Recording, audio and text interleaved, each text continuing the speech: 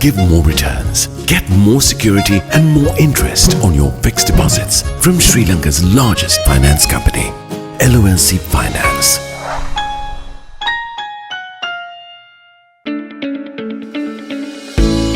The latest issue of LMD100 is available at lmdmall.lk. You can also access the digital version on Press Reader, Maxter, our social media platforms and WhatsApp.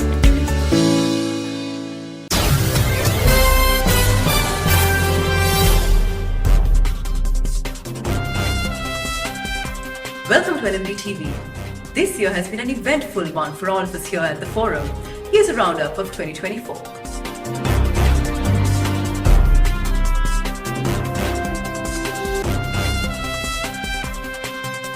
We're in conversation with His Excellency the Italian Ambassador to Sri Lanka, Damiano Francobe. Talking of strengthening ties, if we go on to talk about Sri Lanka and Italy, I think the two countries have had historic ties from the time of Emperor Claudius, from what we read in history, but most recently, when in 1951 the Sri Lankan embassy was established in Italy.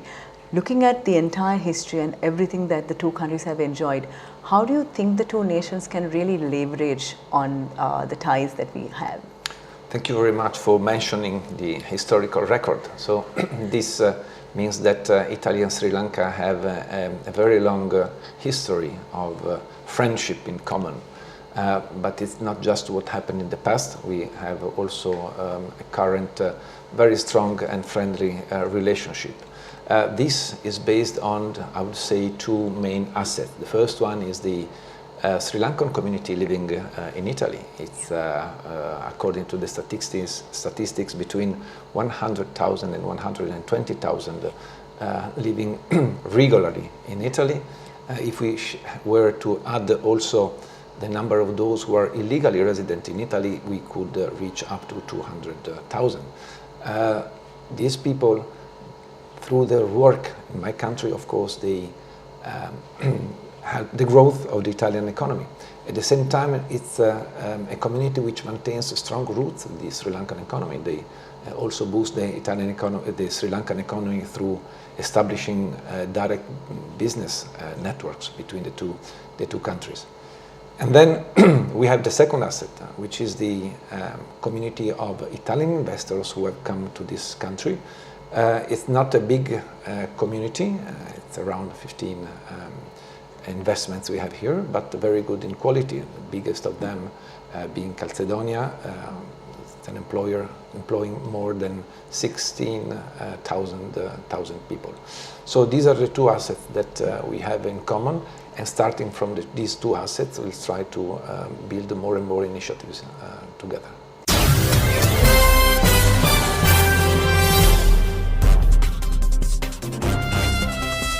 We're in conversation with the Deputy Chairperson and the Group Finance Director of John Keells Holdings, Gihan Kure. We recently saw the release of this year's most respected ranking, and John Keells has once again come up on top, I think, for the 19th year in total, which is quite an achievement. So I want to ask you, what does it mean and what does it feel like to be Sri Lanka's most respected entity repeatedly? And what do you think is the mantra that is getting John Keells there? Firstly, it is humbling and rewarding to be recognized for this, and thank everyone involved for this accolade. I think for us it is about doing the right thing. Yeah. It is believing in what you truly want to do and not really looking for an outcome. The outcome is of course rewarding, but it's, I think, what we believe is more the process that we follow. In terms of how we look at things in the group, it is about the integrity of the process. It is about governance, a strong focus on governance, and also being agile, being relevant with the times. I think that is something that has helped us to maintain that consistency. Because if you look at it over the last roughly 20 years, a lot has changed in the world, a lot has changed in the way businesses function and operate, governance requirements, and the world itself has evolved a lot. So I think staying relevant with the times, with the different stakeholder groups, the customers, our own people, our employees, I think that's one of the key things. And as a result of that agility and staying relevant, I think that's what actually makes something sustainable. In terms of our mantra, I think if you look at our values, I think we focus on the core values of the group, and some of it I think embodies what we have embodied in those values. Ultimately, give us that outcome of how one would look at being respected. So the integrity and trust that you have is one of the key pillars or cornerstones that we have. Excellence in terms of business performance or excellence in anything that we strive to do. Caring for our people as well as our own employees as well as our stakeholders, the community and what we do there as well.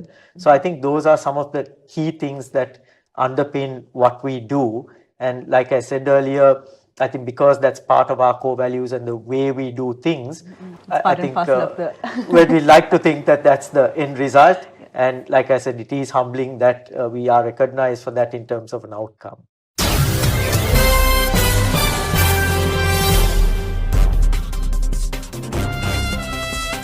We're talking with the global president of SEMA, Sarah Ghosh.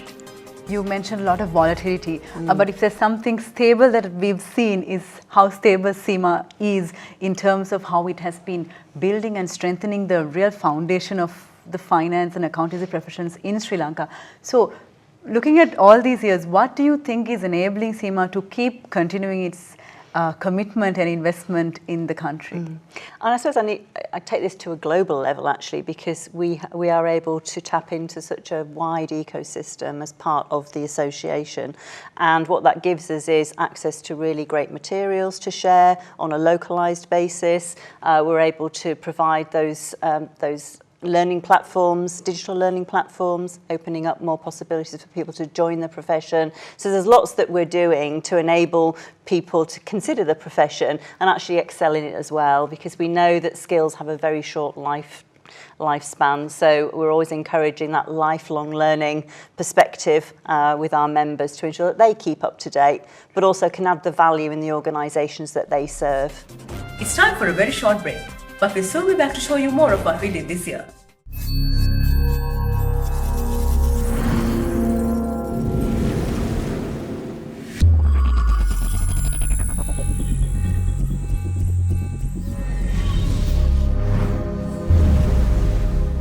Display your brand message on digital screens at prime locations. The largest digital advertising network in Sri Lanka. Emerging Media.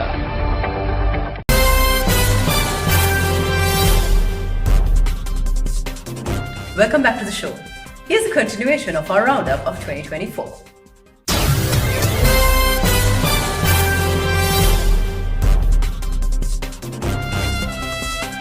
We're in conversation with the head of World Bank Group Sri Lanka, Gevok Saxian. I want to ask you more on the third challenge regarding the small businesses. But before we get to that, just for the benefit of our viewers, I'd like to ask you, can you give us a brief overview of the ongoing plans for funding for the country? Yeah, sure. So we have about $2.5 billion portfolio of the World Bank Group.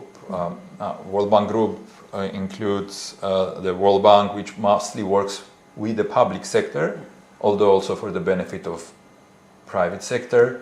In IFC, International Finance Corporation, which is supporting private sector, but also working with the government on some of the enabling policies. And we have also MIGA, which is a insurance guarantee instrument. So this Sri Lanka is a new direction of the World Bank Group, having one head for this institution. So I'm in that capacity here. This is the first initiative that has been launched in the World Bank Group, and the main objective of this is really to provide more integrated services to our clients across the board, private or public. Now, so 2.5 billion is our active portfolio. That covers almost all critical sectors. It's infrastructure, including transport, water, it's sustainable irrigation, it's climate smart agriculture, social protection system, education and health. In IFC, since COVID, we have mobilized about $1 billion including during the crisis, to support private sector with access to forex, to have trade financing to facilitate their trade, and so on, right? Now, as we speak, we are doing several exciting things. We are about to go, Pick Me, everyone knows Pick Me, I don't need introduction. We are investor in Pick Me, and Pick Me will be the first digital IPO in the country. Wow. Hopefully in the next few days we can all celebrate, and it's great to be part of that success. We have been supporting also recapitalization of the banks where we are shareholders. Commercial Bank of Ceylon is one example. We have just invested in Sunshine Holdings Healthcare to expand access to modern health throughout the country, right? So those are some of just examples of what we are doing. On the public sector World Bank side, our fiscal year runs from July to June. So in this fiscal year, we have quite ambitious program, $200 million to support critical reforms, and this is for budget support. Then about $150 million for modern agriculture, again, value added and smart agriculture, and possibly some transport. And then we are thinking and hoping that we'll have about 200 million guarantee for de-risking investments in renewable energy. So this all comes together. Of course, we will need to recalibrate this with the new government after the elections, but seemingly from all my discussions with major political parties, all sort of support these directions. Maybe to end this with reminding the viewers that the World Bank Group is not just about financing. A lot of what we do is about expertise and technical assistance, bringing global knowledge, localizing that global knowledge, making it tailor-made for the country. And many of the reforms I spoke about, we have been supporting, very closely working with the government. But on IFC side also, many exciting things. We launched a few days ago a program to train trainers, and then they are going to go, for the next 2 years, engage with 200 companies, which covers about 40,000 workforce across the country, with emphasis on promoting gender equity in businesses, increasing participation of women in the workforce, respectful work environment, and so on, right? So this is one example. Or geotagging for Ceylon, for Sri Lankan cinnamon. Everyone knows it's the most famous and best cinnamon in the world, but how do I make sure that businesses can benefit from that value and they can be paid premium? So the geotagging all the way to farm holders is what we are supporting, and many other things that we do that is not about financing but about creating new opportunities. Wow, it's very exciting indeed. It is.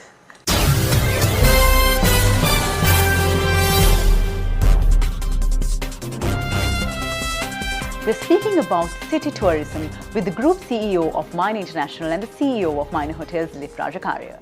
Like you correctly said, we have the traditional sun, sand and sea, and then culinary lights, and basically a very bountiful bouquet of offerings.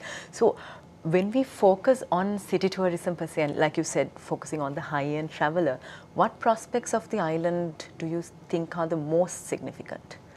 I think city becomes a draw-pin in terms of bringing the tourists arriving at the city, because I think the city itself offers a variety of experiences, whether it's the culinary experience, whether it's the spa and wellness, including Ayurvedic treatments and all those things. And then, people can then go and rest or have their experience at the resorts as well.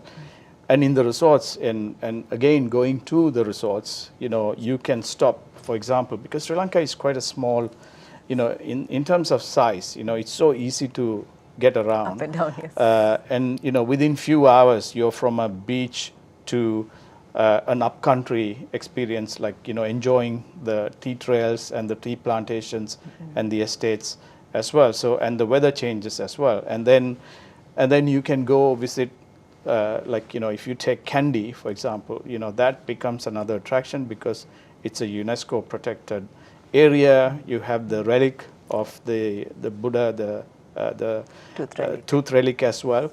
And I always compare, Sri Lanka has almost the same types of attraction as Thailand. Today, Thailand attracts more than 40 million tourists, and it has grown significantly over the years.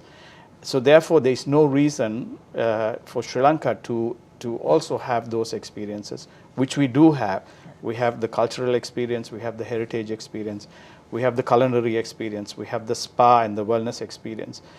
And I think from a city perspective, it would be also good to have the MICE, which is the meeting incentives, the conference business as well, because today's travelers, we call it the B leisure. They combine business with leisure.